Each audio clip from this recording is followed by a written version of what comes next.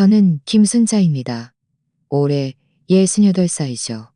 오늘은 일요일, 집에 한상 가득 사람들이 모였습니다. 아들 이지훈이 승진을 했다며 친척, 친구들을 불러 잔치를 하는 김에 마침 시골에서 도시로 돌아온 저를 위한 환영회도 겸하는 자리라고 했습니다. 제가 고향에서 돌아와 도시에 온 지 일주일밖에 안 되었을 때였죠. 제가 고향에서 돌아와 도시에 온 지 일주일밖에 안 되었을 때였죠. 마치 제 얼굴은 사진첩 구석에나 어울리는 것처럼 말입니다. 부엌에서는 갈비찜 냄새가 아직도 진동했습니다. 저는 설거지를 하면서도 거실 쪽 동정에 귀를 기울였습니다. 그때였습니다. 거실에서 갑자기 며느리 박서연이 비명을 질렀습니다. 어머, 내 금팔찌가 없어졌네. 저는 따지는 것을 좋아하지 않습니다. 조용히 일을 하고 꼼꼼하게 처리하는 것에 익숙했고 며느리와 무엇을 다투려 한 적도 없습니다. 며느리는 젊고 유능하며 꾸미기를 좋아하고 말솜씨도 좋았습니다. 밖에서 부업일을 하는데 수입도 꽤 괜찮았고 옷차림도 항상 단정했습니다. 저는 며느리가 전화 통화에서 이 집은 아무도 못 살게 할 거예요 라고 말하는 것을 한두 번 들은 것이 아닙니다. 나중에야 아무도가 저를 가리키는 말이라는 것을 알았죠. 저는 무심코 하던 동작을 멈췄습니다. 물방울이 싱크대에 뚝뚝 떨어지며 마치 넋을 놓은 듯 했습니다. 잠시의 정적 후 며느리는 더 큰 소리로 외쳤습니다. 정말 없어졌어. 그거 지난달에 800만 원 주고 산 건데. 저는 천천히 부엌을 나왔습니다. 제 입을 열기도 전에 며느리가 소파 밑을 뒤지고 있는 것을 보았습니다. 얼굴에는 당황과 분함이 가득했죠. 그리고 제 아들 이지우는 며느리 옆에 서서 미간을 찌푸린 채 나지막이 말했습니다. 혹시 침실에 놔두고 잊은 거 아니야? 화장대에 뒀었어요. 밥 먹기 전에도 하고 있었는데. 며느리는 울먹이는 목소리로 말했습니다. 집에 누가 들어왔나? 아니면 실수로 누가 잘못 가져갔나? 저는 문가에 서서 막 닦은 그릇 하나를 손에 든 채 안으로 들어가야 할지 물러나야 할지 잠시 망설였습니다. 며느리가 고개를 돌렸다가 저를 보고는 순간 표정이 미묘하게 변했습니다. 어머니, 혹시 제 금팔찌 못 보셨어요? 그녀는 저를 빤히 쳐다보며 시험하는 듯한 어조와 함께 기묘한 차가움이 섞인 목소리로 물었습니다. 저는 멍하니 서 있다가 고개를 저었습니다. 나는 네가 어디에 두었는지도 모르고 보지도 못했다. 며느리는 흥하고 콧방귀를 뀌었지만 시선은 저에게서 떼지 않았습니다. 몇 초 후 그녀는 이지훈의 옷자락을 잡아당기며 말했습니다. 자기야, 방에 가서 찾아봐야 하는 거 아니야? 그 말은 마치 칼날이 되어 식탁을 가로질러 제 가슴에 똑바로 박히는 것 같았습니다.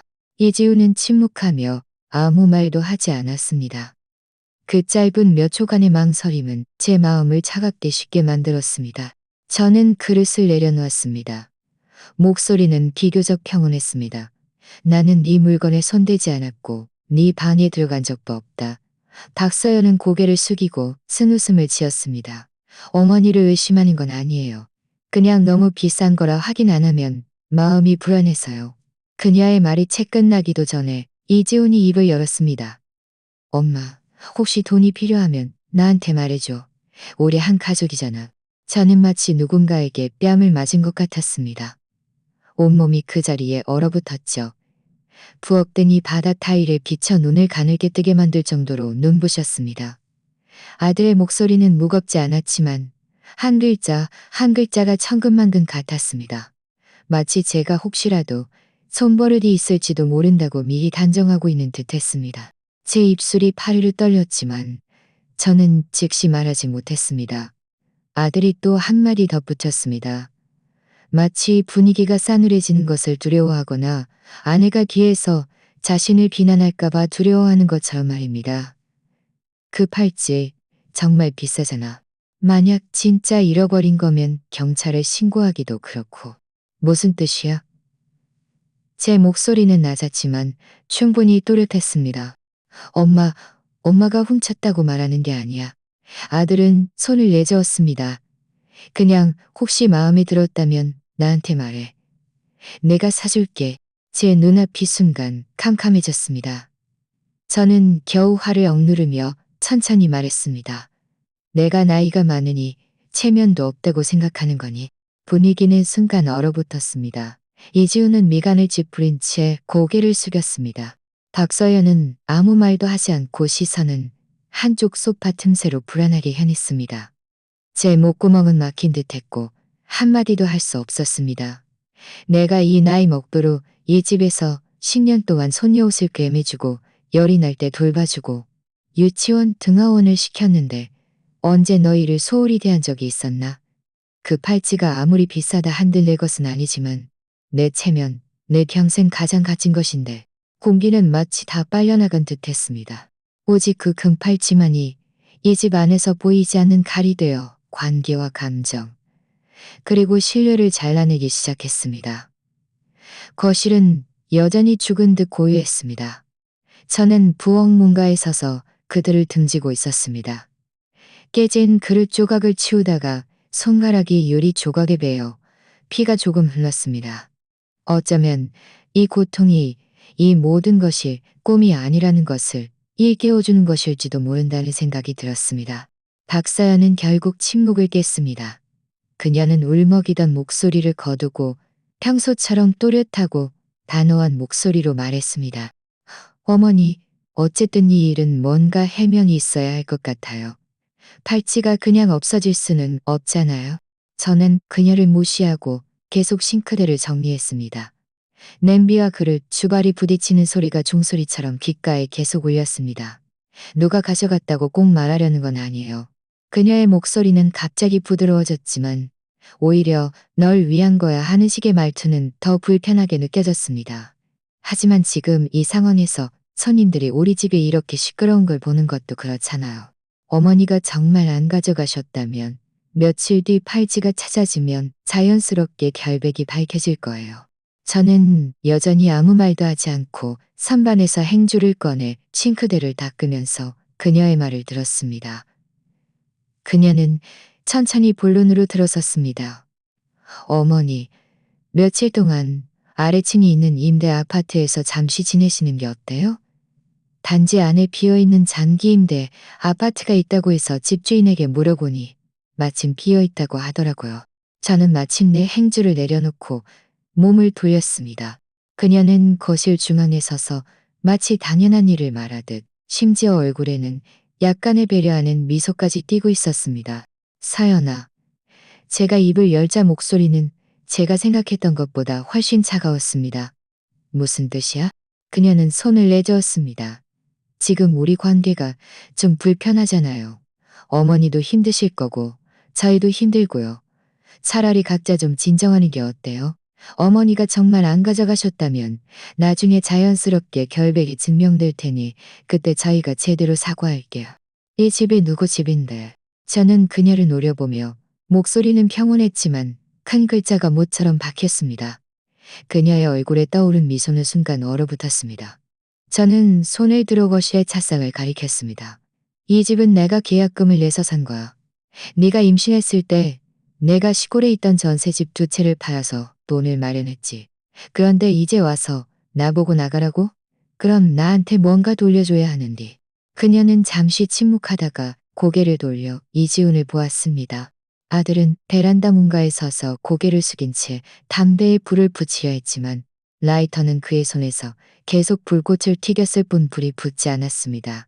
그의 손이 미세하게 떨리는 것이 보였습니다.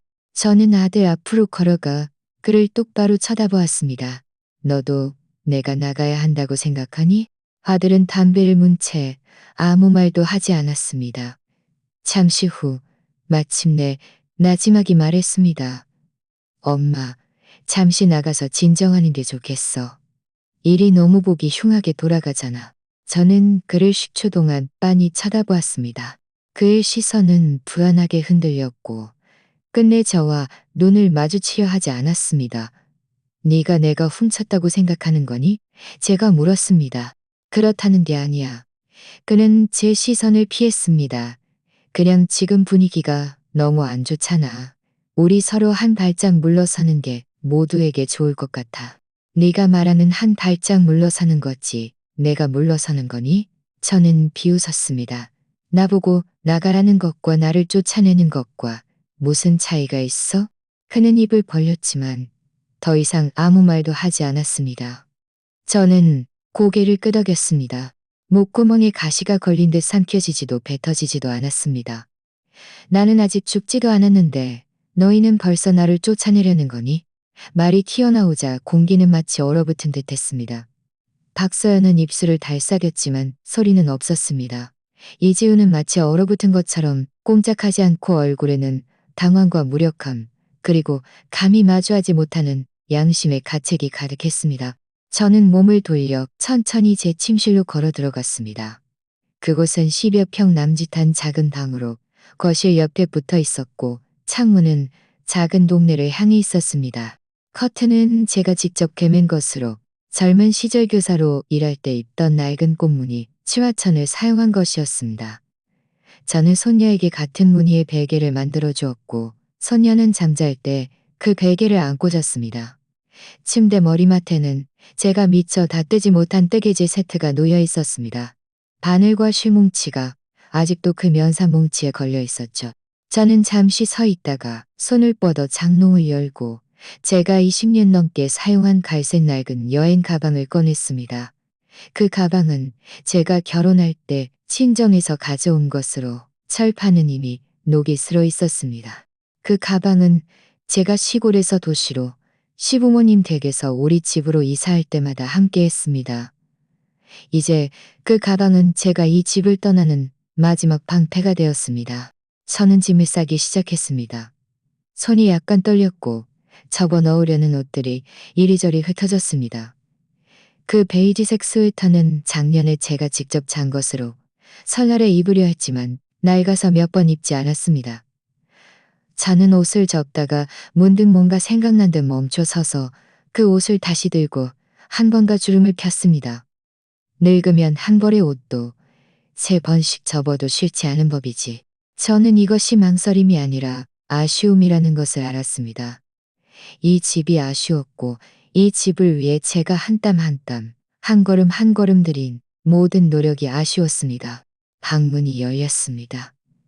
이지훈이었습니다. 그는 문가에 서서 탐음하고 헛기침을 했습니다. 엄마, 우리가 너무 심하다고 생각하면 내가 사과할게. 하지만 며칠 동안은 정말 좀 나가 있어줘. 서연이가 감당 못할까봐 그래. 저는 뒤돌아보지 않고 나지막이 말했습니다. 네가 언제 이렇게 변했니? 그는 몇 초간 침묵했습니다. 엄마, 다 엄마를 위한 거야. 저는 아주 작게 웃었습니다. 더 이상 엄마를 위한 거야 라고 말하지 마. 정말 나를 위했다면 내 해명 한마디 들을 시간도 주지 않았겠니? 저는 그를 등지고 계속 가방에 이불보를 넣었습니다. 그것은 아들이 결혼하기 전에 제가 일부러 시골에서 사온 두툼한 천으로 만든 것으로 새 며느리가 편안하게 사용하라고 한 것이었습니다. 이제 그 새 며느리가 저에게 나가라고 하는군요. 그는 나지막이 말했습니다. 엄마, 이 일이 지나면 우리가 다시 잘 이야기해봐요. 저는 대답하지 않았습니다. 그는 잠시 서 있다가 다시 말했습니다. 내가 가서 열쇠 가져올게. 집주인은 단지 건너편에 있어. 저는 고개를 끄덕였습니다. 방문이 닫혔습니다. 그는 떠났습니다. 마치 이 하루, 그리고 이 결혼 생활의 모든 중요한 순간마다 그는 항상 제 맞은편에 서 있었지만 결코 제 편에 서준 적은 없었던 것처럼 말입니다. 밤은 이미 완전히 어두워졌습니다. 제 방에는 불이 켜져 있지 않았고 거실에 희미한 샹들리에만 켜져 박사연이 팔짱을 낀 채 서 있는 모습을 비추었습니다. 그녀는 소파 옆에 서서 입술을 굳게 다물고 있었습니다. 이지우는 식탁에 앉아 휴대폰 화면의 빛이 얼굴에 비치고 있었습니다. 그는 뉴스를 보는 척했지만 실제로는 마음이 불안해 보였습니다. 그들은 제가 정말 짐을 쌀 줄은 몰랐을 겁니다. 저도 그들에게 미리 알릴 생각은 없었습니다. 여행 가방 바퀴가 바닥에 낮게 긁히는 소리를 냈습니다. 저는 서두르지 않았습니다. 한 걸음 한 걸음 마치 이별 의식을 치르는 듯 걸었습니다. 엄마, 이지훈이 나지막이 말했습니다. 약간의 양심의 가책이 섞인 목소리였습니다. 집주인이 내일 아침에나 열쇠를 받을 수 있대. 오늘 밤은 그냥 여기서 지내면 안 될까? 저는 걸음을 멈추지 않았습니다. 목소리도 평온했습니다. 어디로 가는데? 그가 물었습니다. 저는 뒤돌아보지 않고 말했습니다. 경찰서. 박서연은 휙 돌아서서 말했습니다. 경찰서. 뭘 하려고? 신고라도 하려는 거야? 제가 응 하고 말하자 공기는 마치 폭발한 듯 정적이 흘렀습니다. 이지우는 벌떡 일어서서 다급한 목소리로 말했습니다. 엄마, 왜 이러는 거야? 가족끼리 일인데 굳이 그런 데까지 가서 일을 키워야 해? 저는 고개를 돌려 그를 보았습니다. 네가 방금 나보고 결백하면 나중에 사과할 사람이 저절로 생길 거라고 했잖아. 그럼 나는 국가가 결론을 내려 내가 결백한지 아닌지 보게 할 거야.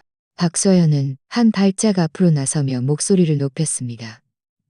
제가 엄마가 훔쳤다고 말한 적 없어요. 그냥 팔찌가 없어졌다고 했을 뿐인데 엄마가 안 가져가셨으면 왜 이렇게 난리세요? 저는 그녀를 보았습니다. 네 말이 맞아. 안 가져갔으면 경찰에 신고해야지. 그녀는 입을 벌린 채 멍하니 서 있었습니다. 저는 다시 이지훈을 향했습니다. 나는 싸우려는 게 아니야. 그냥 해명을 듣고 싶을 뿐이야. 아무도 저를 더 이상 말리지 않았습니다.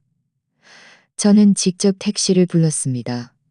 저는 20대 초반의 젊은 사람이었는데 제가 경찰서로 간다고 하자 저를 흘끗흘끗 쳐다보며 이 할머니가 신고를 하는 건가 아니면 자식들을 고소하려는 건가 하는 듯 했습니다. 저는 설명하기도 귀찮아 조수석 등받이에 몸을 기댔습니다. 손에는 반에서 없어졌다. 저는 방에서 짐을 싸는 동안 급히 쓴 종이 한 장이 쥐어져 있었습니다. 선에는 당이 쥐어져 있었습니다. 사람들이 나를 의심한다. 나는 내 결백을 밝히고 싶다. 택시가 경찰서 앞에 섰을 때 불빛이 문 앞의 비석을 비추었습니다. 비석의 글씨는 좀 달아 있었지만 어떤 집 안에서 오가는 말보다 더 공정해 보였습니다. 안에는 50대 정도의 경찰관이 있었습니다. 안경을 쓰고 눈썹이 짙었으며 말은 느릿느릿했습니다. 제가 종이를 건네자 그는 잠시 읽어보고는 고개를 들어 물었습니다. 김순자 어르신, 이 사건을 정식으로 입건하시겠습니까? 저는 고개를 끄덕였습니다. 하지만 이건 어르신 가족 일인데요. 그가 말했습니다. 며느리가 팔찌가 없어졌다고 했지만 어르신을 지목할 증거는 없습니다. 절차대로 입건은 가능하지만 어르신께서 명확하게 절차를 밟겠다고 하셔야 합니다. 그렇게 되면 CCTV를 확인하고 지문을 채취하는 등 쌍방조사가 필요할 수 있고 일이 커질 겁니다. 저는 망설이지 않았습니다. 저는 동의합니다. 그는 2초간 멈췄다가 다시 물었습니다. 이것이 무엇을 의미하는지 아십니까? 어르신의 아들과 손녀에게도 나중에 영향을 미칠 수 있습니다. 저는 그를 보았습니다. 목소리는 아주 평온했습니다. 누명을 쓰는 것보다 영향이 훨씬 적을 겁니다. 그는 더 이상 말하지 않고 고개를 숙여 서류를 정리했습니다. 그리고는 신고 접수증을 꺼내 아래에 서명하고 도장을 찍은 후 저에게 건네주었습니다. 신고 접수되었습니다. 저희는 절차에 따라 개입할 겁니다. 그가 말했습니다. 저는 그 종이를 받아 늘 가지고 다니는 작은 천 주머니에 넣었습니다. 그것은 낡은 이불보를 꿰매 만든 작은 주머니로 10여 년을 사용했습니다. 저처럼 아무도 주목하지 않지만 언제나 믿을 수 있는 그런 존재였죠. 집에 돌아오니 밤 10시가 가까워지고 있었습니다. 집 안은 아주 조용했습니다. TV는 꺼져 있었고 불은 켜져 있었으니 아무도 잠들지 않은 것이 분명했습니다. 이지우는 베란다에서 담배를 피우고 있었는데 평소보다 훨씬 빨리 피우는 것이 마치 담배가 아니라 불안을 피우는 듯했습니다. 박서연은 소파에 앉아 울든 말 듯한 표정이었습니다. 제가 문에 들어서자마자 그녀는 벌떡 일어났습니다. 저는 신발을 벗고 슬리퍼로 갈아 신었습니다. 그녀의 질문에 대답하지 않고 찻상으로 걸어가 그 신고 접수증을 유리 상판 위에 가지런히 놓았습니다. 지금부터 제가 나지막이 말했습니다. 이 일은 너희가 결정할 수 있는 일이 아니야. 박서연의 얼굴은 하얗게 질렸다가 이내 분노가 치밀어 올랐습니다. 엄마, 제가 엄마 며느리예요. 제가 무슨 말을 잘못했다고 이러세요? 저는 그냥 팔찌를 못 찾겠다고 했을 뿐인데 엄마는 저한테 이렇게 대하시네요. 사람들이 저를 어떻게 보겠어요? 저는 그녀의 눈을 똑바로 쳐다보았습니다. 물러서지 않았죠. 나는 사람들이 너를 어떻게 보는지 모르겠어. 제가 말했습니다. 나는 내가 사람들이 나를 어떻게 보게 해서는 안 되는지 알아. 네가 나에게 누명을 씌웠으면 누군가는 그 진실을 밝혀야 해. 그녀는 입을 벌린 채 낯이 얼어붙은 듯 했습니다. 이지훈도 베란다에서 돌아와 신고 접수증을 보고는 얼굴이 좋지 않았습니다. 엄마, 정말 우리에게 여지를 남겨줄 생각 없어? 그는 나지막이 말했습니다. 이 일이 소문나면 얼마나 안 좋겠어? 저는 그를 한번 흘끗 보았습니다. 네가 나보고 나가라고 권했을 때는 왜 안 좋다고 생각 안 했니? 그는 고개를 숙이고 아무 말도 하지 않았습니다. 저는 더 이상 다툴 생각이 없었습니다. 다투어서 이긴들 무슨 소용이 있겠습니까? 그들의 의심을 거두게 할 수 있겠습니까? 돈이 필요하면 나한테 말해줘. 라는 말을 제 귀에서 파낼 수 있겠습니까? 불가능한 일입니다. 저는 제 방으로 돌아가 그 낡은 여행 가방을 다시 꺼냈습니다. 그리고는 접어놓았던 옷들을 하나하나 옷장에 다시 걸었습니다. 제 방은 비록 작았지만 제가 직접 손수 가꾼 3년의 시간을 한 땀 한 땀 쌓아 올린 집이었습니다.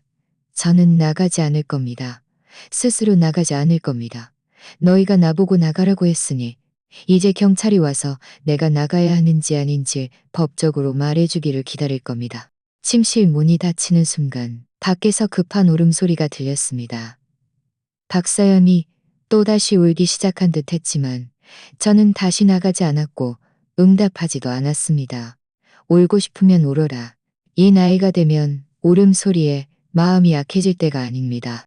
다음 날 아침 저는 일찍 일어났습니다. 해가 맞은편 건물 지붕에서 막 떠오르고 있었고 햇살은 베란다에 비스듬히 비쳤지만 아무런 온기도 없었습니다. 저는 흰죽한 그릇을 끓여 몇 조각의 장아찌와 함께 먹었습니다. 속에서는 아무런 반응도 없었습니다. 거실에는 아무도 말이 없었고 심지어 어린 손녀도 오늘 아침 일찍 유치원에 보내졌습니다. 저는 설거지를 하고 제 작은 방에 앉아 노인들이 흔히 쓰는 가계부를 꺼냈습니다. 한 장 한 장 넘겨보니 매달 생활비가 얼마인지, 언제 무슨 채소를 샀는지, 손녀에게 양말 몇 켤레를 사주었는지 등이 또렷하게 기록되어 있었습니다. 저는 이 노트를 한 번도 대수롭지 않게 여긴 적이 없었지만 이제 그것은 제 인생의 저울추 같았습니다. 이런 사소한 기록들을 통해 저는 스스로에게 상기시켰습니다. 저는 남의 물건에 손댈 사람이 아니라고. 어제도, 오늘도, 그리고 앞으로도 결코. 오전 9시 반 초인종이 울렸습니다. 저는 미리 변호사 최민준 씨와 약속을 잡았습니다. 그는 몇 년 전 지역사회 공익강좌에서 알게 된 사람이었습니다. 그때 그는 막법대를 졸업하고 동사무소 법률자문관으로 일하고 있었는데 법 조항을 명확하게 설명해 주었고 목소리는 차분해서 항상 사람들을 안심시켰습니다.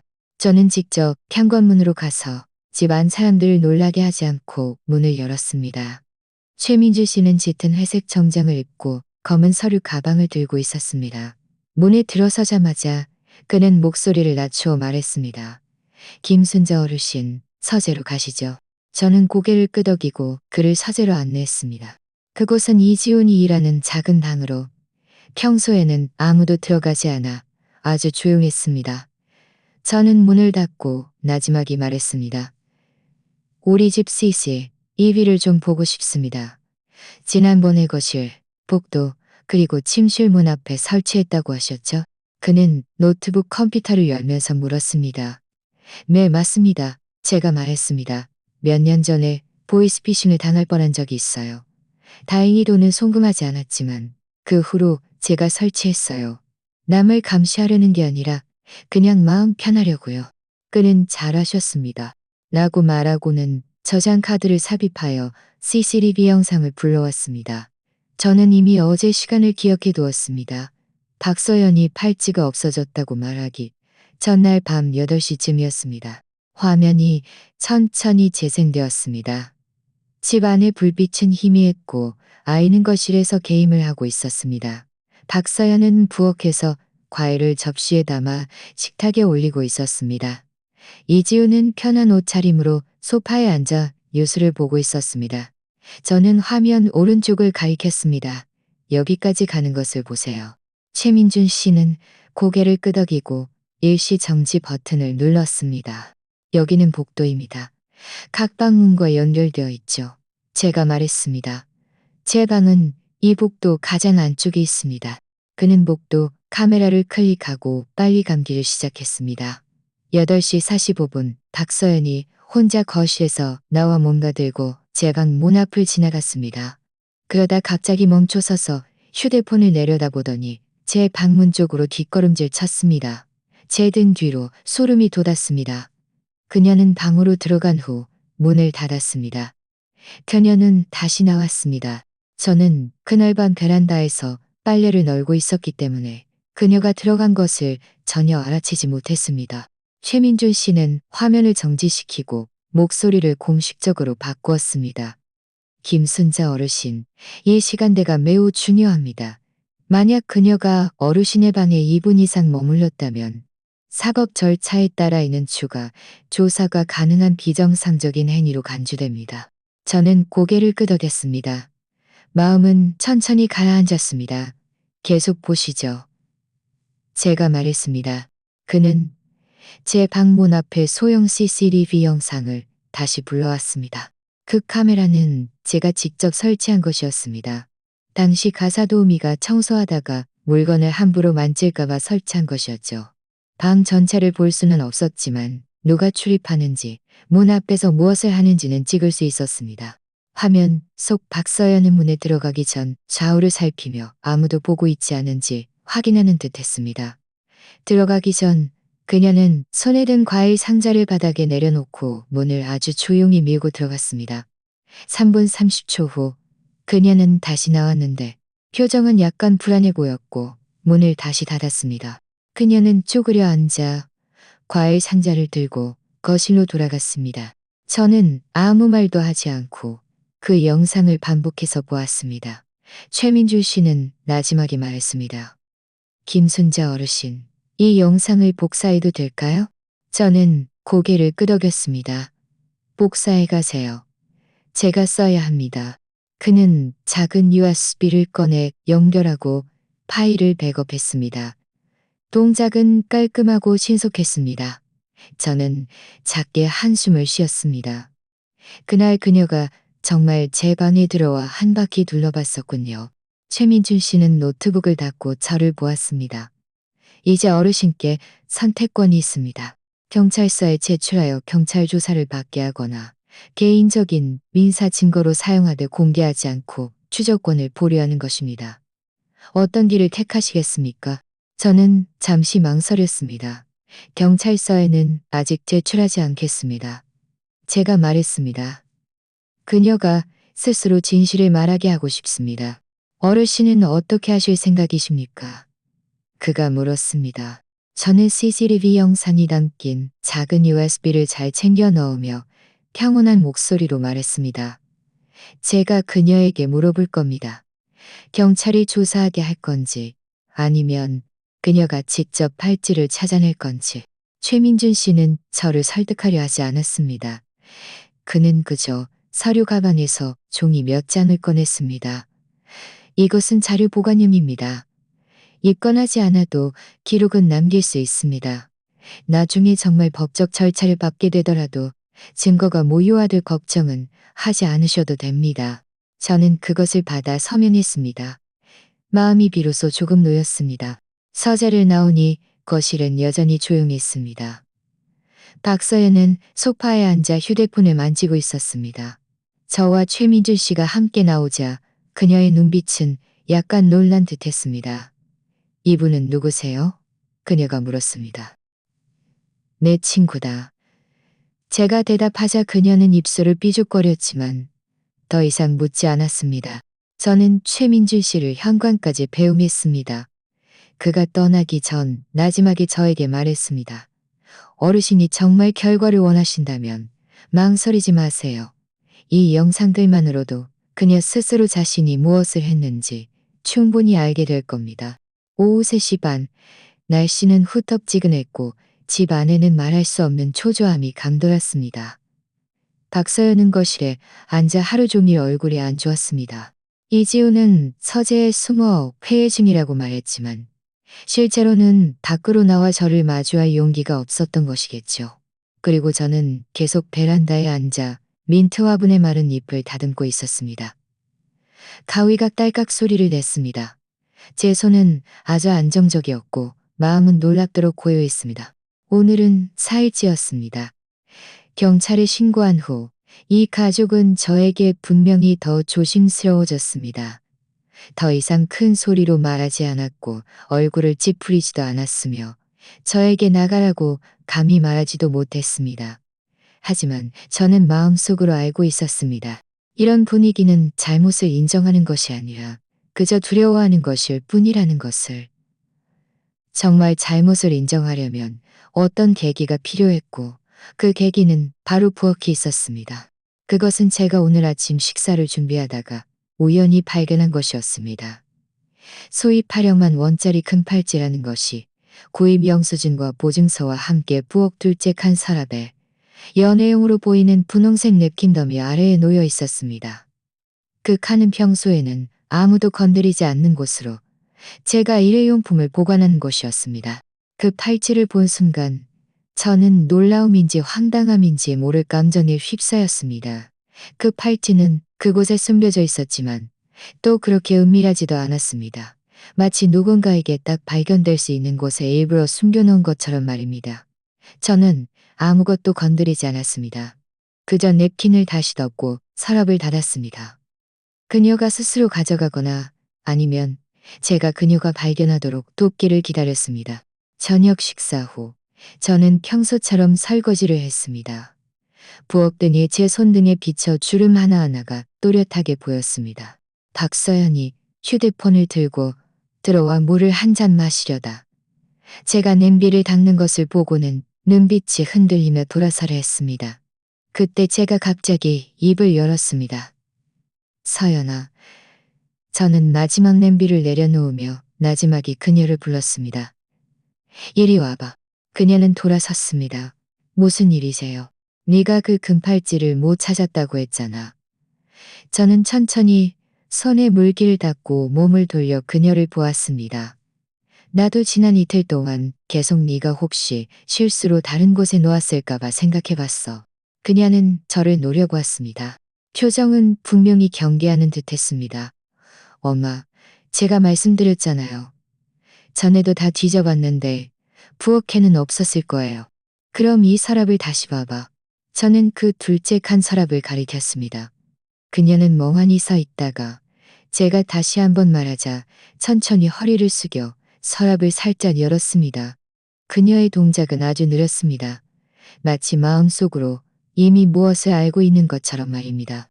냅킨 위로 작은 빨간 상자 모서리가 살짝 드러나 있었습니다.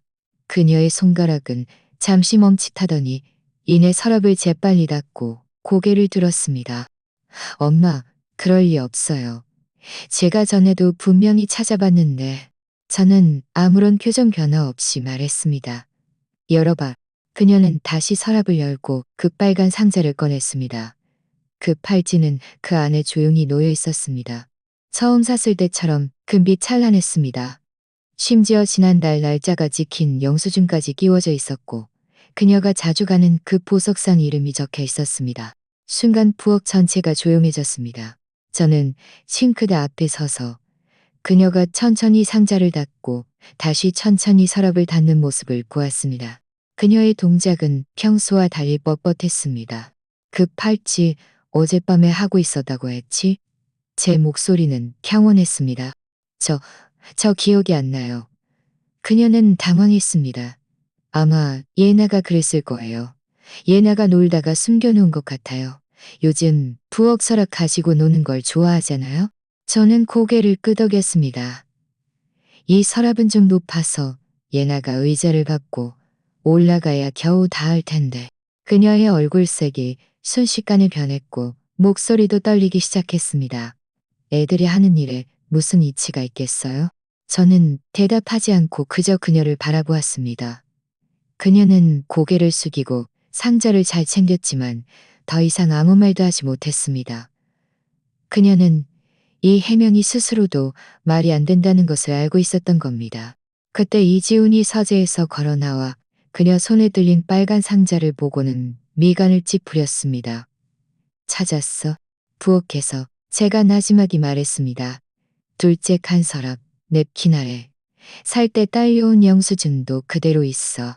그는 멍하니 서 있다가 박서연을 보았습니다. 네가 부엌을 다 뒤져봤다고 하지 않았어? 그녀는 억지로 웃으며 말했습니다. 제가 아마 놓쳤나 봐요. 정말 어처구니 없는 일이네요.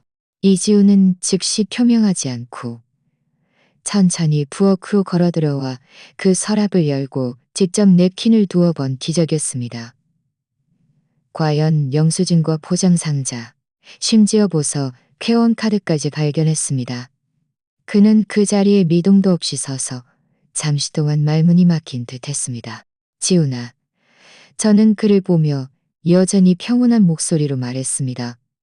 네 아내가 전에 정말 여기를 찾아봤다고 확신하니? 그는 대답하지 않고 손가락을 이마에 대고 나지막이 말했습니다. 정말이야? 네가 잘못 놓은 거 아니야? 저는 그를 보며 이 질문에는 대답하지 않고 다른 각도로 물었습니다. 이 팔찌가 정말 800만 원짜리면 그녀가 이렇게 서랍에 아무렇게나 버려둘 수 있을까? 부엌은 조용해서 수도꼭지에서 물방울 떨어지는 소리마저 또렷하게 들렸습니다. 박서연의 얼굴은 창백했고 입술은 굳게 다물렸으며 눈빛은 흔들리기 시작했습니다. 저는 더 이상 말하지 않고 조용히 부엌을 나왔습니다. 뭔가에 다다랐을 때 이지훈이 나지막이 도대체 뭘 꾸미는 거야? 라고 말하는 소리를 들었습니다. 그러나 그녀는 대답하지 않았습니다. 이것이 제가 보고 싶었던 광경이었습니다. 가식이 무너지기 시작한 거죠. 저는 단 한 가지만 했습니다. 그녀 스스로 서랍을 열어 사흘 동안 찾아 헤매던 그 팔찌를 마주하게 한 것뿐입니다. 다음 날 오전 저는 평소처럼 외출했습니다. 낡은 회색 천 가방을 메고 색이 바랜 긴 원피스를 입고 지역법률지원센터로 향했습니다. 햇살은 그렇게 따갑지 않았고 길에는 사람들이 오고 갔습니다. 저는 혼자 천천히 걸었지만 마음은 유난히 맑았습니다. 지난 사흘 동안 저는 마치 냄비 속에 갇혀 끓고 있는 듯 했지만 이제 그 냄비 뚜껑이 마침내 열렸습니다. 저는 그 뜨거운 김 속에서 걸어 나올 참이었습니다. 문 앞의 경비원은 저를 알아보고 웃으며 인사했습니다. 김순자 어르신, 또 감자 들으러 오셨어요? 저는 고개를 끄덕였지만 더 이상 말하지 않았습니다. 오늘은 강의를 들으러 온 것이 아니라 문제를 해결하러 온 것이었습니다. 센터에 들어서니 마침 오전 첫 상담 시간과 맞물렸습니다. 대기실 한쪽 방문이 살짝 열려 있었고 안에서는 나지막한 대화 소리가 들렸습니다. 벽에는 노인들을 위한 보이스피싱 예방, 재산 상속, 장기 요양 등에 대한 홍보 포스터 몇 장이 걸려 있었습니다. 저는 앉아서 10분도 채 기다리지 않았습니다. 최민준 씨가 들어왔습니다. 그는 옷을 갈아입고 정장 대신 간단한 흰셔츠를 입었지만 그 차분하고 진중한 태도는 여전했습니다. 그는 저를 보고 고개를 끄덕였습니다. 저는 손에 든 자료를 그에게 건넸습니다. 지난 이틀 동안 제가 몰래 정리한 가족 상황, 부동산 증명서, 그리고 제 개인 명의의 재무 기록이었습니다. 그 자료들은 제가 한 번도 남에게 보여준 적이 없었지만 이번에는 믿을 만한 사람을 찾아야만 했습니다. 그는 자료를 훑어보더니 이내 말했습니다. 저도 좀 진전된 사안이 있습니다. 저는 몸을 똑바로 세웠습니다. 그가 나지막이 말했습니다. 그 금팔찌 제가 확인해 봤습니다.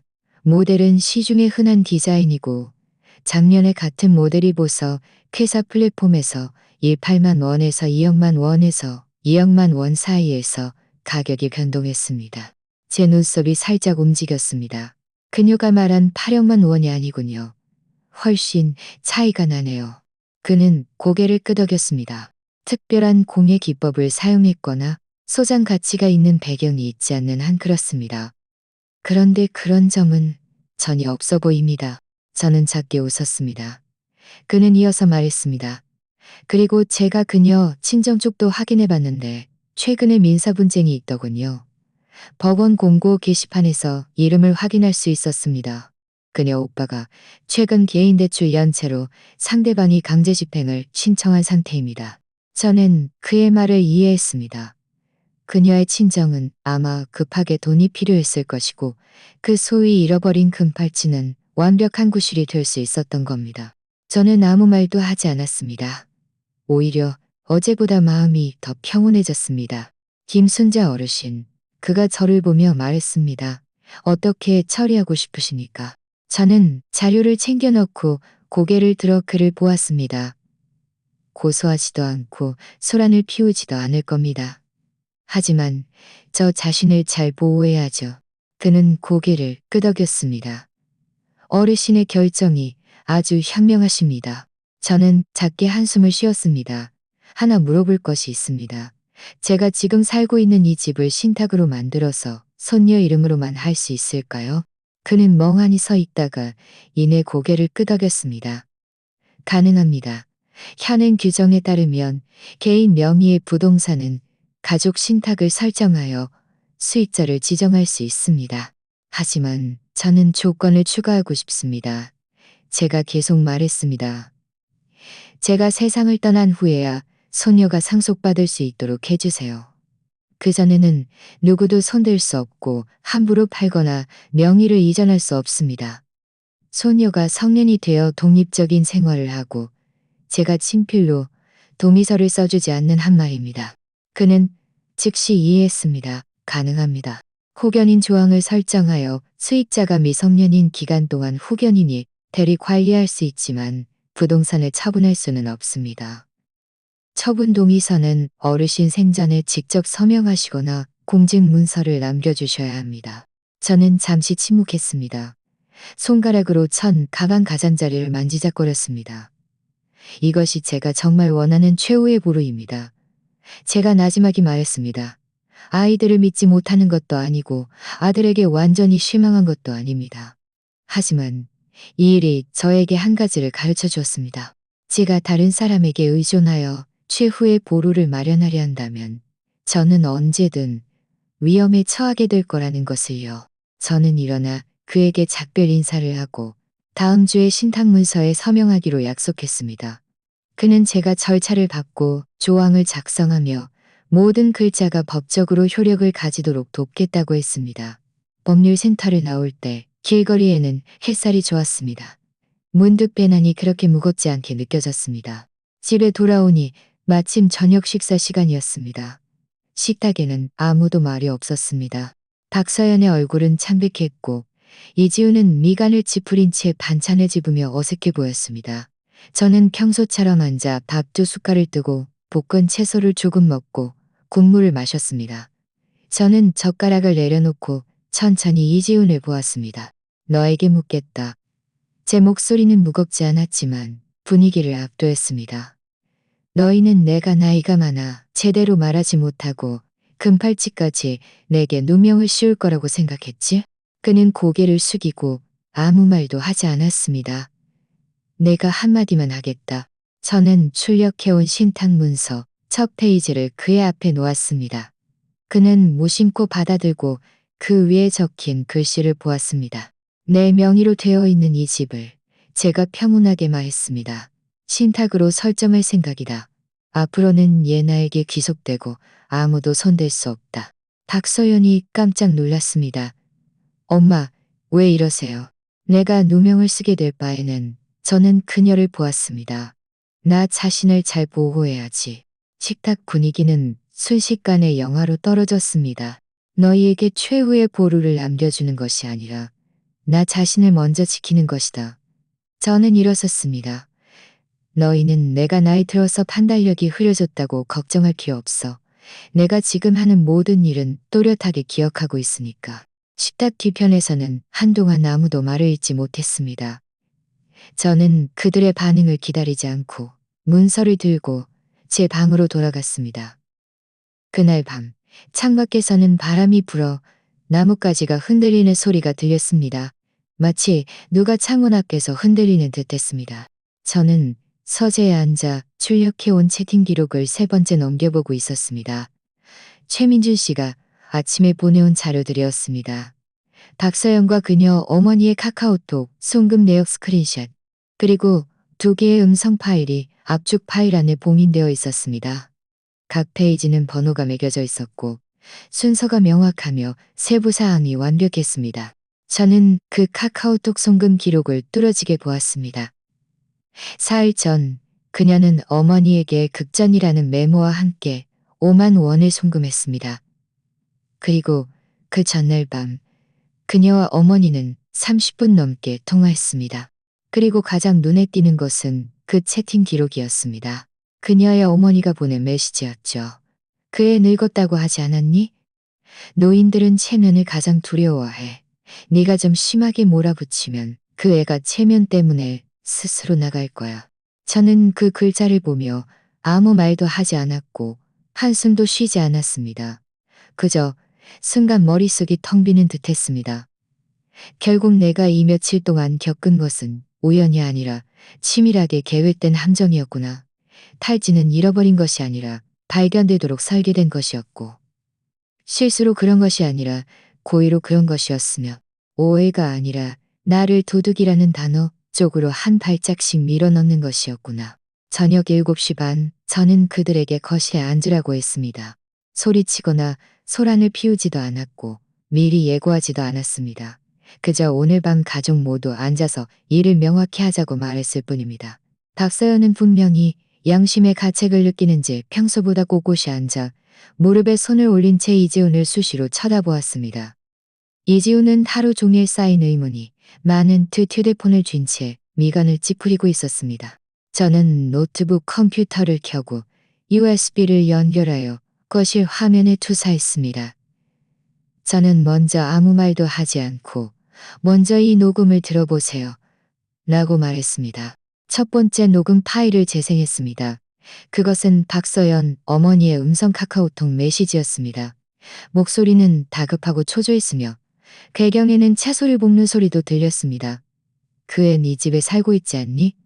그럼 팔찌 잃어버린 척하고 그 애가 가져갔을지도 모른다고 말해. 직접적으로 말하지 말고 그냥 혹시 하는 식으로 말해.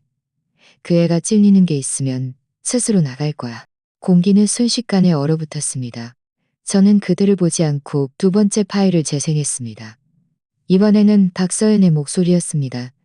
나지막하고 약간 망설이는 듯했습니다. 하지만 혹시 경찰에 신고하면 어떡해요? 그녀 어머니의 목소리는 즉시 엄해졌습니다. 네가 그런 걸 두려워하니? 그 애가 유경이 넘었는데 경찰도 증거를 봐야지. 네가 팔찌 잘 숨겨놓으면 아무도 못 찾을 거 아니니? TV 화면 아래에 한 줄 한 줄 뜨는 글자들이 칼날처럼 선명했습니다. 저는 마침내 입을 열었습니다. 네가 어떻게 잃어버렸는지 모른다고 했지? 저는 박서연을 보았습니다. 그녀는 온몸이 얼어붙은 채 얼굴이 종이처럼 하였습니다. 입술이 살짝 떨렸지만 한마디도 할 수 없었습니다. 네가 아이가 숨겼을지도 모른다고 했지? 제 목소리는 높지 않았지만 분위기를 압도했습니다. 그녀는 입을 벌린 채 마침내 눈에서 눈물이 솟아났습니다. 엄마, 그런 뜻이 아니었어요. 이렇게 될 줄은 몰랐어요. 저는 그녀의 말을 끊었습니다. 내가 경찰에 신고할 줄은 몰랐지? 내가 나이 들었다고 해서 너희가 한마디만 해도 겁먹고 말 못할 할머니가 아니라는 것을 몰랐지? 그녀는 쿵 하고 무릎을 꿇었습니다. 제가 고의가 아니었어요. 엄마가 시킨 거예요. 그때는 정말 그냥 어머니가 나가주셨으면 하고 생각했을 뿐이에요. 제가 그녀의 말을 대신 마무리했습니다. 스스로 집을 나가고 집을 너희에게 깨끗하게 넘겨주리를 말이지. 그녀는 고개를 숙이고 거의 자제할 수 없을 정도로 울었습니다. 저는 이지훈을 보았습니다. 너는 계속 내가 예민하고 내가 늙어서 상황을 제대로 못 본다고 생각했지? 이제 똑똑히 보았니? 그의 얼굴은 잿빛이었고 화면을 뚫어지게 쳐다보고 있었습니다. 그 순간 저는 그의 눈에서 고통스러운 갈등의 빛이 스쳐 지나가는 것을 보았습니다. 그는 마침내 나지막이 물었습니다. 이게 정말이야? 저는 그 스크린샷을 그의 눈앞에 밀어 넣었습니다. 사흘 전 그녀가 어머니에게 5만 원을 송금했어. 급전이라고 했지. 그리고 이 사진을 봐. 이건 그녀 어머니가 이틀 전에 민사소송을 당한 법원 공고문이야. 이미 집행 단계에 들어섰지. 그는 식탁을 주먹으로 내리치며 이를 악물었습니다. 네가 감히 나한테 이렇게 하는 거야? 그는 분노하며 소리쳤습니다. 실망감과 굴욕감 그리고 뒤늦은 자책감이 뒤섞인 목소리였습니다. 박소연은 갑자기 고개를 들었습니다. 지훈아, 나는 자기를 해치려던 게 아니야. 나는 그냥 스트레스가 너무 심해서 네가 나를 속였어. 그의 목소리는 낮게 깔렸습니다. 오해라고 말했으면서 네가 나를 속였어. 그녀는 울면서 그에게 달려들었습니다. 제가 아기가 있었던 게 아니에요. 엄마가 너무 심하게 말해서 저도 그냥 한순간 정신이 없어서 그랬어요. 그만해. 이지훈이 일어섰습니다. 눈에 핏발이 서 있었습니다. 내가 이틀 동안 어떻게 지냈는지 알아? 나는 우리 엄마가 너 만났다고 생각했어. 나는 엄마가 정말 그랬다고 생각했는데 결국 너희가 짜고 나를 속인 거였어. 그는 저를 보며 마치 갑자기 저를 제대로 알아본 것처럼 말했습니다. 엄마, 죄송합니다. 저는 고개를 끄덕이고 나지막이 말했습니다. 너 혼자만의 잘못이 아니야. 나는 한 번도 너에게 선택을 강요한 적 없어. 하지만 오늘 분명히 말해두겠어. 나는 너희에게 미안할 것이 없어. 너희가 먼저 나에게 계략을 꾸민 거야. 저는 모든 자료를 챙겨 넣고 천천히 일어섰습니다. 이번에는 경찰에 신고하지 않겠다. 하지만 내가 원하는 것은 하나도 빠짐없이 받아낼 거야. 서면 사과를 원하고 이 일을 예나 앞에서 명확하게 설명해 주기를 원해. 예나가 커서 할머니가 정말 도둑질을 했다고 생각하게 하지 마. 그리고 이 집의 부동산 신탁 서류를 원한다. 앞으로 이 집의 용도와 귀속에 대해 명확하게 해둘 거야. 나는 한 번은 속을 수 있지만 평생 밝히고 살지만 집안은 죽은 듯 고요했습니다. 박서연은 바닥에서 숨 넘어갈 듯 울고 있었고 이지우는 그 자리에 서서 더 이상 움직이지도 변명하지도 않았습니다. 그리고 저는 몸을 돌려 제 방으로 들어갔습니다. 저는 지난 몇 년간의 모든 침묵과 인내, 이해받지 못하고 존중받지 못과 인내, 이해받지 못하고 존중받지 못하고 존중받지 못하고 존중받지 못하고 존중받지 못하고 존중받지 못하고 존중받지 못하고 존중듯한 줄고를 찾은 듯한 기분이라이라. 함이나 싸움이 아니라 한마디 한마디 품위 있는 말과 명확한 증거로 바로 저 자신으로 말입니다. 저는 베란다에서 화초의 흙을 갈아주고 있었습니다. 옆에 난초는 올해 유난히 꽃이 잘 피었습니다. 분홍색 꽃잎이 넓게 펼쳐져 있었습니다. 저는 시드잎을 떼어내면서 거실 문이 열리는 소리를 들었습니다. 엄마, 저랑 이야기 좀 할 수 있을까요? 이지훈이 뭔가 할 수 있었습니다. 양복 재킷을 팔에 걸치고 얼굴은 창백하여 마흔대 남자라기보다는 막 구중을 들은 학생 같았습니다. 저는 즉시 대답하지 않고 손에 든 삽을 잘 정리하고 손을 씻은 후 베란다에서 거실로 걸어 들어갔습니다. 그는 고개를 숙여 가방에서 종이봉투 하나를 꺼내 두 손으로 저에게 건넸습니다. 이것은 제가 직접 쓴 사과문입니다. 저는 손을 뻗어 받지 않았습니다. 그는 잠시 주춤하더니 편지를 책상 위에 놓았습니다. 그리고 깊이 숨을 들이쉬고는 제 앞에서 천천히 무릎을 꿇었습니다. 엄마, 제가 잘못했습니다. 거실은 조용해서 바람이 불어와 커튼을 흔드는 소리만 들릴 뿐이었습니다. 저는 그를 보았습니다. 마음속에서는 지난 며칠간의 억울함이 갑자기 사라지고 오히려 정신이 들고 난 후회 피로감이 느껴졌습니다. 네가 지난 몇 년 동안 내가 얼마나 조심스럽게 살았는지 아는가? 제가 천천히 입을 열었습니다. 나는 너희 생활에 간섭할까봐 한마디라도 더 할까봐 두려웠어. 장을 볼 때도 따지지 않았고 뜨거운 물도 밤 11시가 넘어서야 사용했지. 알고 있었습니다. 그는 고개를 숙이고 쉰 목소리로 말했습니다. 항상 알고 있었어요. 그냥 싸움이 두려웠던 거지. 제가 그의 말을 끊었습니다. 가정이 깨질까봐, 양쪽 모두에게 난처해질까봐 두려웠던 거지. 그럼 너는 생각해 본 적 있니? 나는 한쪽은 네 엄마이고 다른 한쪽은 네 아내인데? 그 애는 카카오톡에서 자기 딸에게 나를 어떻게 쫓아낼지 가르쳤어. 저는 그 출력해온 채팅 기록을 다시 꺼내 그의 앞에 놓았습니다. 그의 손가락이 미세하게 떨렸습니다. 엄마, 제가 처리하겠습니다. 서연이와도 이미 분명하게 이야기했습니다. 저는 그를 2초 동안 쳐다본 후 고개를 끄덕였습니다. 그럼 정식으로 이야기하자. 저는 앉아서 서류 가방에서 초안을 꺼냈습니다. 나는 4명으로 된 이 집을 신탁 기금으로 설정하기로 결정했다. 집행인은 나 자신이고 유일한 수익자는 예나다. 그는 멍하니 서 있다가 이내 말했습니다. 예나 이름으로만요. 집은 너희 부부에게 귀속되는 것이 아니라 나와 예나가 공동으로 거주하고 사용하는 것이다. 신탁 종료 시점은 내가 세상을 떠난 후 또는 예나가 만 30세가 되는 시점이다. 그 기간 동안 너희는 거주할 수 있지만 처분권은 없으며 집을 담보로 대출을 받거나 저당 잡을 수도 없다. 엄마, 이렇게까지 하는 건 너무 심한 거 아니에요? 그가 조심스럽게 물었습니다. 저는 그를 한번 흘끗 보았습니다. 누가 더 심하다고 생각하니? 그는 고개를 숙이고 더 이상 아무 말도 하지 않았습니다. 이 집 계약금은 내가 냈고 등기부등본에도 내 이름으로 되어 있어. 제 목소리는 아주 안정적이었습니다. 나는 너희와 다투려는 것이 아니라 규칙을 정하는 것이다. 집은 규칙이 있는 곳이지. 계산하고 싸우는 전쟁터가 아니다.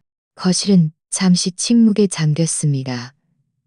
저는 서두르지 않았습니다.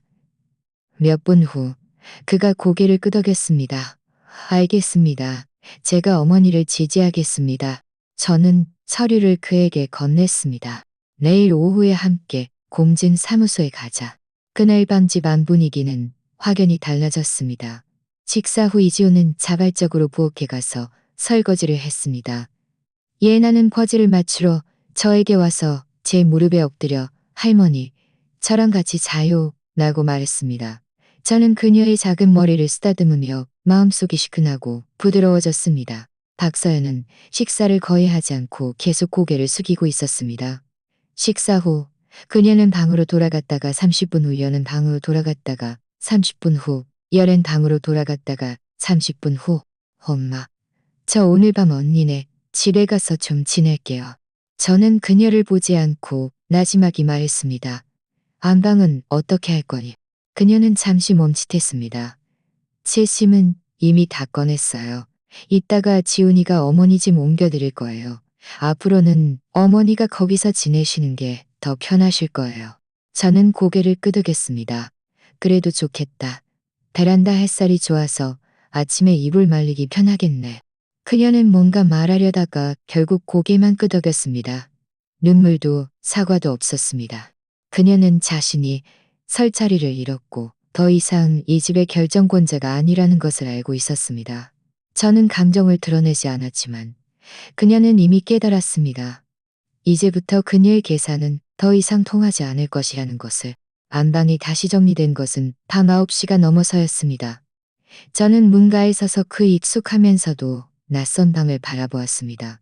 원래 옷으로 가득 차 있던 옷장에는 이제 한쪽만 비어 있었고 다른 쪽에는 제가 직접 꿰맨 낡은 꽃무늬 천과 속리불이 가지런히 놓여 있었습니다. 창문 앞에는 새로운 흔들의자가 놓여 있었는데 이지훈이 오후에 사다 준 것이었습니다. 그는 어머니 신문 보시는 거 좋아하시지 않으세요? 일어나기 불편하실까봐 이 편한 모델을 찾았어요. 라고 말했습니다. 저는 앉아서 시험해 보니 정말 안정적이었습니다. 방을 바라보며 문득 착각에 빠졌습니다.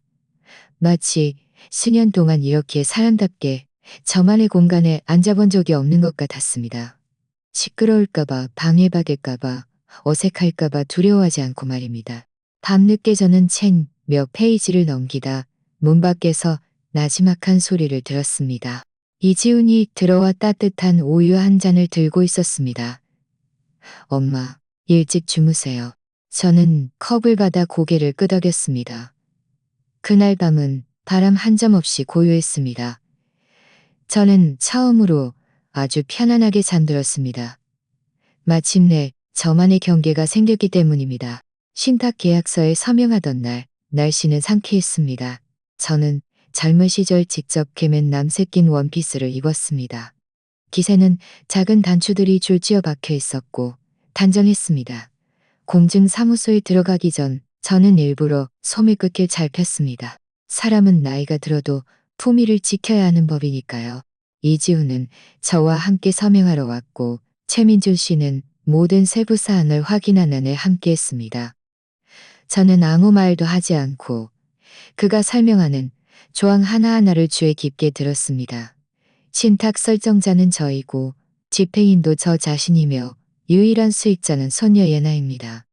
계좌는 자계좌로 나뉘고 초기 생활비 1억만 원은 이지훈이 현장에서 송금했습니다. 동시에 후견인 구속 조항이 첨부되어 이 계좌의 자금은 저와 손녀의 생활비로만 사용되어야 하며 매월 말에는 사용 내역을 제출하여 확인받아야 합니다. 집으로 돌아오던 그날 저녁, 저는 부엌 문가에 서서 제가 수년 동안 사용해온 작은 가계부를 바라보았습니다. 문득 그것이 약간 우스꽝스럽게 느껴졌습니다. 예전에는 제가 집안에 보이지 않는 격리 담당자였습니다. 제 연금으로 몰래 살림을 보탰지만 한마디도 입 밖에 내지 못했죠. 이제 저는 당당하게 열쇠를 넘겨받았습니다. 경제적으로도 생활에서도 신분에서도 그리고 저의 위치에서도 말입니다. 다음 날 저는 마트에 상을 보러 갔습니다.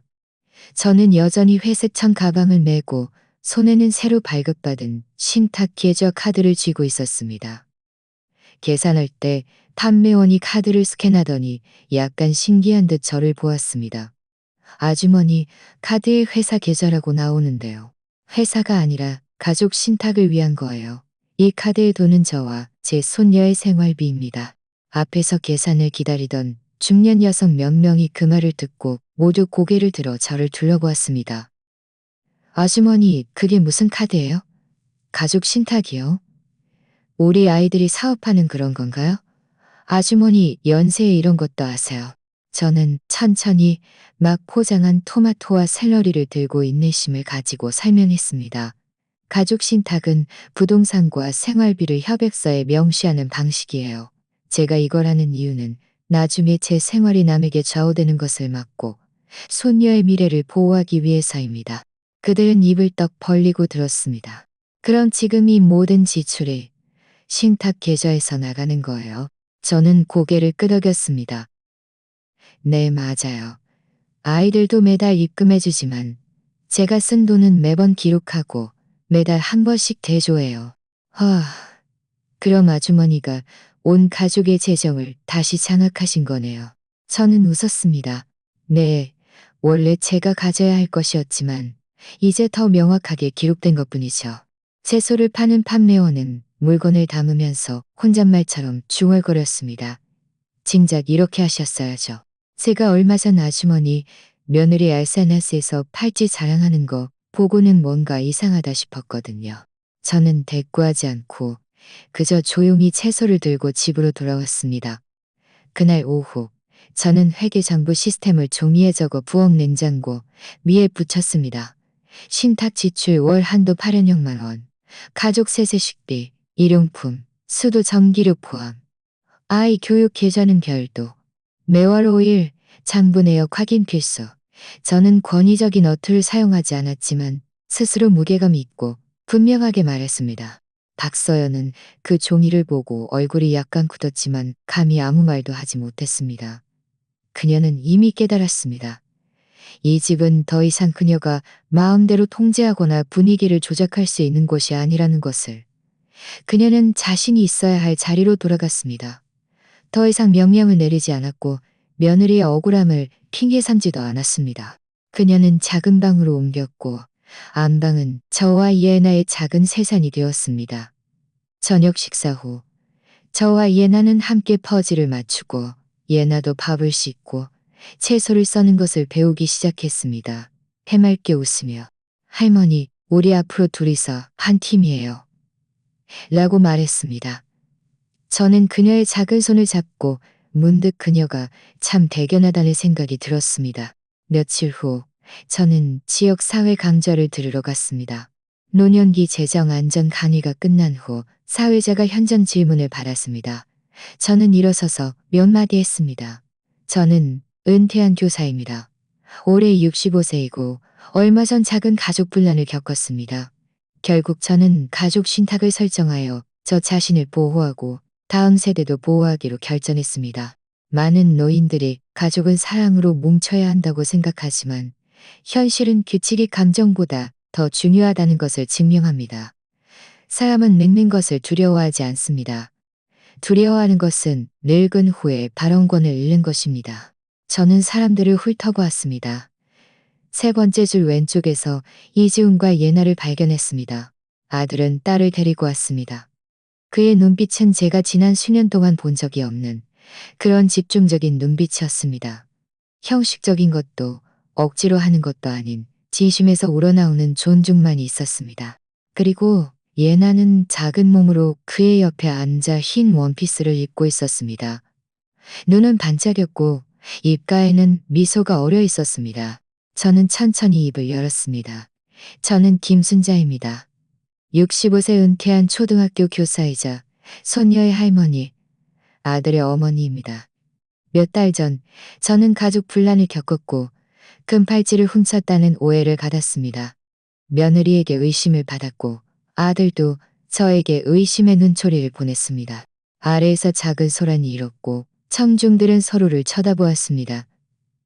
저는 계속했습니다. 하지만 저는 울지도 소란을 피우지도 않았습니다. 저는 경찰에 신고하고 CCTV를 확인하고 변호사를 찾는 것을 선택했습니다. 저는 누구를 벌하려는 것이 아니었습니다. 그저 저 자신을 위해 정의를 찾고 싶었을 뿐입니다. 저는 고개를 들었습니다. 목소리는 평온했습니다. 많은 노인들이 경찰에 신고하는 것을 두려워합니다. 자식들에게 가정교육 못 받았다는 말을 들을까봐, 남들에게 소문나서 체면을 잃을까봐 두려워합니다. 하지만 저는 여러분께 말씀드리고 싶습니다. 법은 노인들의 갑옷입니다. 우리는 평생 가정을 지켰습니다. 노년의 어르신은 늙어서 아무것도 몰라요라는 말로 부정당하기 위해서가 아닙니다. 우리는 아니오라고 말할 권리가 있고 내 것을 지키겠다고 말할 권리가 있으며 우리 자신의 삶을 주도할 권리가 있습니다. 강의가 끝난 후 제가 강당을 나서려 할 때 뒷줄에서 갑자기 아이의 목소리가 들렸습니다. 제가 발언해도 될까요? 예나였습니다. 사회자는 멍하니 서 있다가 즉시 고개를 끄덕였습니다. 물론이지, 얘야. 말해보렴. 예나는 일어섰습니다. 작은 몸이었지만 허리를 꼿꼿이 펴고 있었습니다. 목소리는 크지 않았지만 한 글자 한 글자가 또렷하게 들렸습니다. 저는 김순자 할머니의 손녀 예나입니다. 저는 할머니 말씀이 옳다고 생각해요. 우리는 어르신들을 보호해야 해요. 그분들이 슬퍼하지 않도록, 다른 사람들이 그분들을 괴롭히지 않도록 해야 해요. 박수 소리가 다시 울려 퍼졌습니다. 저조차도 웃음을 참지 못했고 눈가가 시큰해졌습니다. 저는 천천히 단상에서 내려와 그녀의 손을 잡았습니다. 너도 나중에 기억해야 해. 언제든 너 자신을 위해 말할 수 있다는 것을. 그녀는 힘껏 고개를 끄덕였습니다. 그리고 제가 고개를 돌리는 순간 사람들 속에 있는 박서연을 보았습니다. 그녀는 회색 트렌치 코트를 입고 맨 뒷줄에 앉아 있었습니다.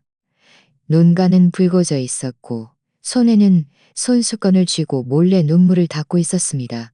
저는 그녀에게 인사하지 않았고 용서할 생각도 하지 않았고 용서할 생각도 하지 않았습니다. 그것은 이 강연의 진정한 의미가 아니었습니다. 정말 중요한 것은 오늘부터 저는 다른 사람을 용서함으로써 저는 다른 사람을 용서함으로써 그날 저녁 지역사회센터는 제 강연 사진을 게시판에 걸었습니다. 사진 속 저는 단상에 서서 단정한 옷차림에 또렷한 눈빛을 하고 있었습니다. 배경 화면에는 이런 문구가 있었습니다. 늙었다고 해서 힘이 없는 것은 아니다. 누가 나를 괴롭히면 나도 방법이 있다. 햇살이 제 얼굴에 비치던 그 순간 저는 마침내 깨달았습니다.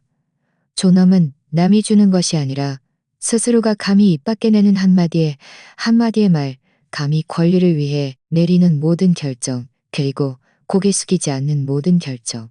김순자는 한때 그 집의 가장 온화한 그림자였습니다. 묵묵히 식사를 준비하고 조용히 옷을 꿰매고 스스로를 아끼면서도 결코 베푸는 것을 따지지 않았습니다. 그녀는 그저 번거롭게 하지 않고 몇 마리 말을 줄이면 가족들이 자신의 배려에 감사할 것이라고 생각했습니다. 하지만 그녀는 자신이 늙은 후에 친족에게 의심받고 자신이 계약금을 내어 마련한 그 집에서 쫓겨날 줄은 꿈에도 몰랐습니다. 그녀는 침묵했지만 결국 회피하지 않았습니다.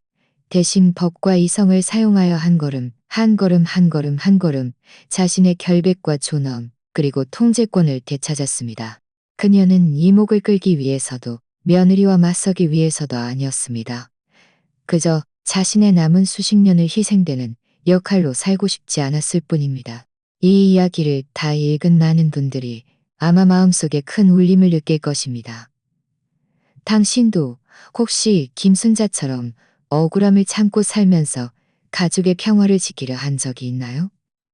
혹시 억울함을 너무 오래 마음속에 담아도 나중에는 눈물조차 나오지 않았던 적은 없나요? 당신도 자신이 늙어가는 그날, 빈곤, 고독, 자식 문제 같은 단어들이 갑자기 삶의 전부가 될지도 모른다고 생각해 본 적은 없나요? 이번 이야기는 여기까지입니다. 저희 채널의 5,000명 구독자 목표를 달성하는데 몇 번째로 도움을 주실 분이 되시겠습니까? 지금 바로 구독해주세요. 채널의 성장을 함께 지켜봐 주시기를 진심으로 초대하며 저의 이야기가 여러분께 도움이 되기를 바랍니다. 다음 시간에 또 만나요. 본 채널의 이야기는 사회 뉴스, 시청자 투고, 댓글 공유 등 실제 사건을 각색한 것입니다. 내용에 대한 의견이나 제안이 있으시면 댓글로 토론하거나 여러분의 이야기를 들려주세요. 어쩌면 다음 이야기의 주인공이 바로 당신일지도 모릅니다.